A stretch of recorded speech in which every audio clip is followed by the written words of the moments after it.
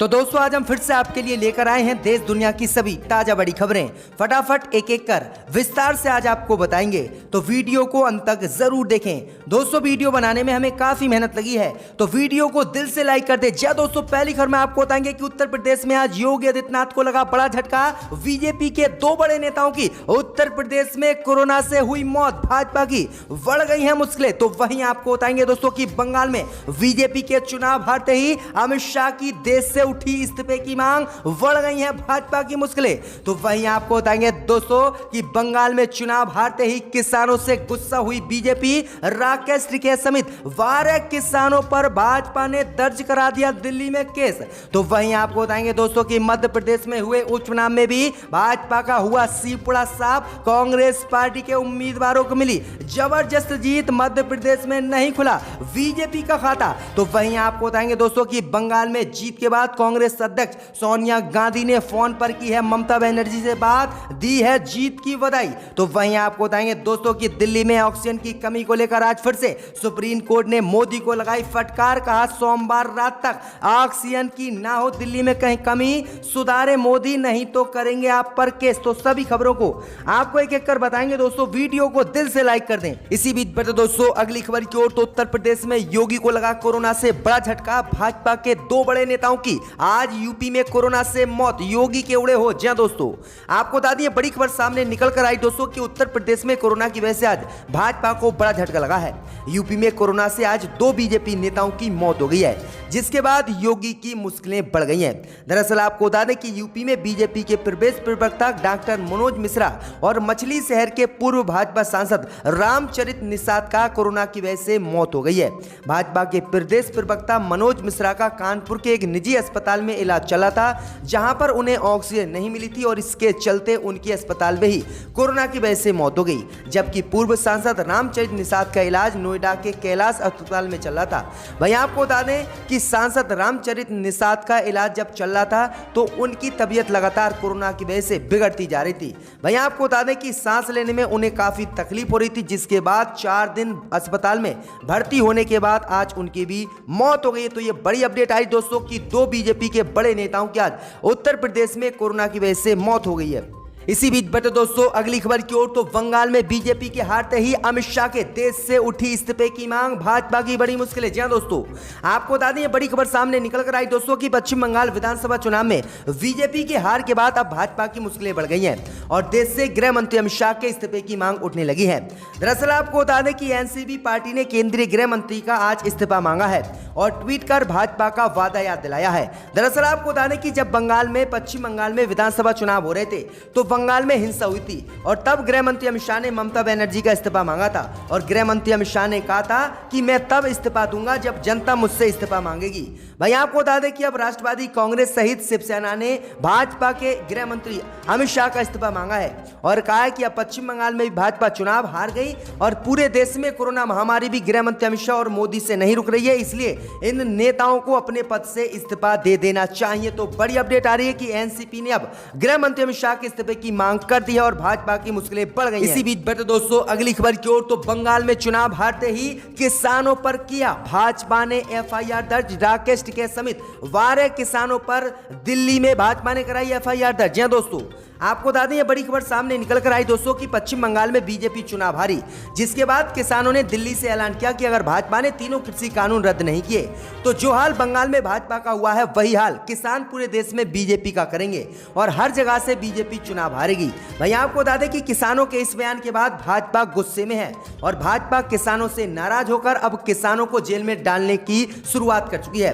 दरअसल आपको बता दें कि हरियाणा पुलिस ने सीआरपीसी की धारा 144 का उल्लंघन करते हुए जो है किसान नेता राकेश टिकैत सहित 12 किसानों पर एक मामला दर्ज किया है और इन्हें गिरफ्तार करने की मांग की है। दरअसल आपको बता दें कि हरियाणा में जो है भाजपा सरकार ने लॉकडाउन लगा दिया है और वहां पर हरियाणा के जो सीमा है वहां पर किसान लगातार पिछले 4 महीनों से मोदी सरकार के खिलाफ तीनों कृषि कानून का विरोध कर रहे हैं। इसलिए अब किसानों पर भाजपा ने 12 एफआईआर दर्ज कराई हैं और धारा 144 का उल्लंघन करने का आरोप लगाया है और किसानों को अब जेल में डालने की शुरुआत भाजपा ने कर दी है। तो बंगाल चुनाव हारकर भाजपा किस तरह से किसानों से डर रही है और बौखला रही है। इसी बीच बढ़ते दोस्तों अगली खबर की ओर। तो चुनाव जीतने के बाद कांग्रेस अध्यक्ष सोनिया गांधी ने फोन पर की ममता बनर्जी से बात, दी जीत की बधाई। जी दोस्तों, आपको बता दें कि पश्चिम बंगाल में ममता बनर्जी की टीएमसी को स्पष्ट बहुमत मिल गया है। वहीं तमिलनाडु में डीएमके और कांग्रेस गठबंधन ने बहुमत का आंकड़ा छू लिया है और सरकार बन जाएगी।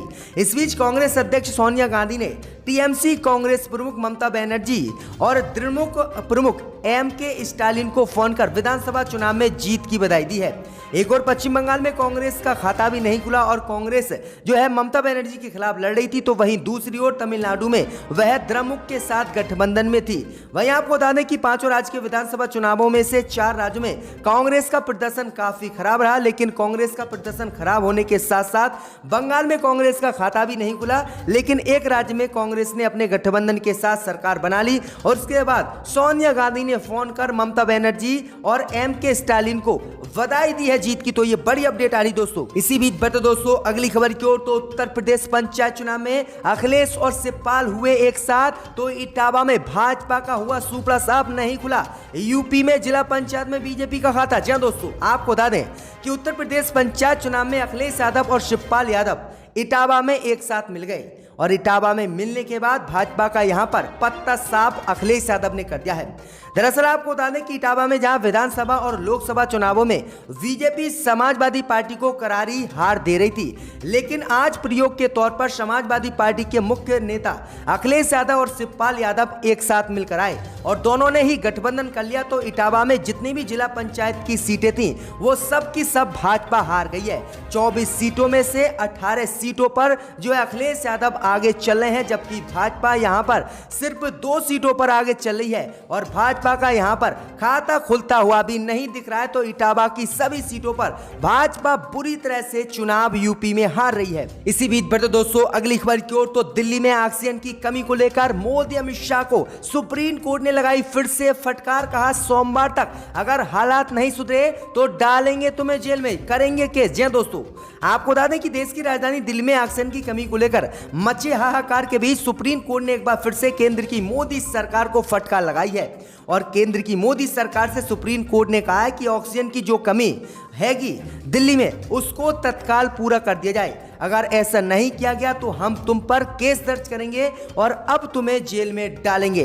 वहीं आपको बता दें कि रविवार देर रात जब आदेश सुप्रीम कोर्ट ने जारी कर दिया, उसके बाद मोदी सरकार ने भी तत्काल ऑक्सीजन की कमी को लेकर अपने काम शुरू कर दिए और मोदी सरकार ने जवाब दिया है कि सोमवार रात तक सप्लाई बिल्कुल सुधार दी जाएगी और जितनी भी दिल्ली में ऑक्सीजन की कमी है उसको पूरा कर दिया जाएगा। तो सुप्रीम कोर्ट की फटकार के बाद अब मोदी सरकार ठिकाने पर आई है। इसी बीच बढ़ते दोस्तों अगली खबर की ओर। तो मध्य प्रदेश उपचुनाव में बीजेपी को लगा बड़ा झटका। कांग्रेस उम्मीदवारों ने की जबरदस्त जीत हासिल, भाजपा का नहीं खुला मध्य प्रदेश में खाता। जी दोस्तों, आपको बता दें बड़ी खबर सामने निकल कर आई दोस्तों कि जिस तरह से पश्चिम बंगाल में भाजपा को करारी हार मिली है, वहीं आपको बता दें कि मध्य प्रदेश में हुए उपचुनाव में भी भाजपा को बड़ा झटका लगा है और भाजपा मध्य प्रदेश में हुए एक विधानसभा सीट के उपचुनाव में हार गई है और कांग्रेस उम्मीदवार को यहां पर जबरदस्त जीत मिली है।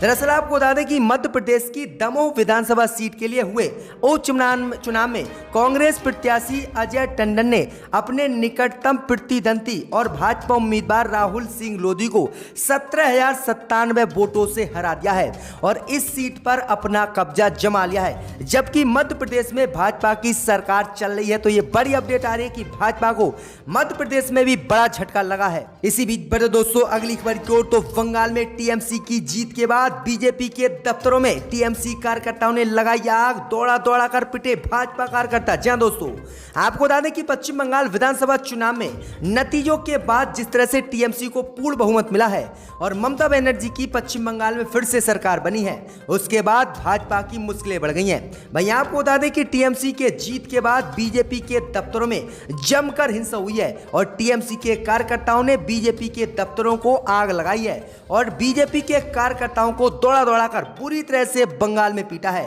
वही खबर सामने निकल कर आई दोस्तों कि बीजेपी के आरामबाग दफ्तर में जो है टीएमसी के कार्यकर्ताओं ने आग लगाई है और भारतीय जनता पार्टी के दफ्तरों को जला दिया है। वहीं आपको बता दें कि दूसरी ओर बड़ौदा जिले की विष्णुपुर विधानसभा सीट पर भी बीजेपी एजेंट के घर में आग लगा दी है, जिसके बाद भाजपा के समर्थक बुरी तरह से बौखलाए हुए हैं। तो ये बड़ी अपडेट आ रही है कि बंगाल में टीएमसी के जीतने के बाद जिस तरह से भाजपा की मुश्किलें बढ़ा रखी हैं और भाजपा के दफ्तरों को टीएमसी के कार्यकर्ता आग लगा रहे हैं। इसी बीच बट दोस्तों अगली खबर की ओर तो विपक्षी नेताओं ने जारी किया साझा बयान। मोदी सरकार से पूरे देश में फ्री कोरोना टीका लगाने की है मांग। जी दोस्तों, आपको बता दें कि कांग्रेस अध्यक्ष सोनिया गांधी, पूर्व प्रधानमंत्री एचडी देवगौड़ा और 3 मुख्यमंत्री समेत विपक्ष के 13 प्रमुख नेताओं ने केंद्र की नरेंद्र मोदी सरकार से मांग की है कि देश में सभी को कोरोना वैक्सीन फ्री में दी जाए। 13 नेताओं ने अपने साझा बयान में कहा है कि देश में कोरोना के जो हालात हैं उनके मद्देनजर जल्द से जल्दी सभी को वैक्सीन दिए जाने की जरूरत है। ऐसे में केंद्र की मोदी सरकार पूरे देश में मुफ्त टीकाकरण कार्यक्रम तुरंत शुरू करे और सभी को वैक्सीन मुफ्त में दे। तो ये बड़ी अपडेट आ रही है। वहीं विपक्ष के नेताओं ने कहा कि वैक्सीन बहुत महंगी है, इसलिए गरीब आदमी भारत में वैक्सीन नहीं लगा पाएगा और कोरोना वायरस बढ़ेगा और कोरोना वायरस रोकने के लिए मोदी सरकार को पूरे देश में फ्री कोरोना वैक्सीन लगानी चाहिए। देखते हैं मोदी सरकार इस पर क्या जवाब देती है। इसी बीच दोस्तों अगली खबर की ओर तो केजरीवाल ने ममता बनर्जी को दी बधाई, कहा दीदी को जमी हिलाने वाली जीत मुबारक। जी दोस्तों, आपको बता दें बड़ी खबर सामने निकल कर आई दोस्तों कि पश्चिम बंगाल में ममता बनर्जी की टीएमसी को एक बार फिर से पूर्ण बहुमत मिल गया है और मुख्यमंत्री ममता बनर्जी एक बार फिर से मुख्यमंत्री जो है पश्चिम बंगाल की बनने जा रही हैं। भैया आपको बता दें कि ममता बनर्जी को बधाई देने वालों का तांता लग गया है। दिल्ली के मुख्यमंत्री अरविंद केजरीवाल ने भी मुख्यमंत्री ममता बनर्जी को अलग अंदाज में बधाई दी है। ममता बनर्जी को जीत की शुभकामनाएं देते हुए केजरीवाल ने कहा है कि पश्चिम बंगाल में जमी हिला देने वाली जीत पर बधाई। ममता दीदी क्या लड़ाई लड़ी है, पश्चिम बंगाल के लोगों को भी शुभकामनाएं। आपको बता दें कि अरविंद केजरीवाल ने ममता बनर्जी को पहले ही पश्चिम बंगाल में समर्थन दे दिया था और केजरीवाल ने कहा था कि अगर जरूरत पड़ी तो मैं पश्चिम बंगाल में ममता बनर्जी के लिए प्रचार भी करूंगा। लेकिन बिना प्रचार के ही ममता बनर्जी ने 200 सीटें पार की और भाजपा को बुरी तरह से धूल बंगाल में चटा दी।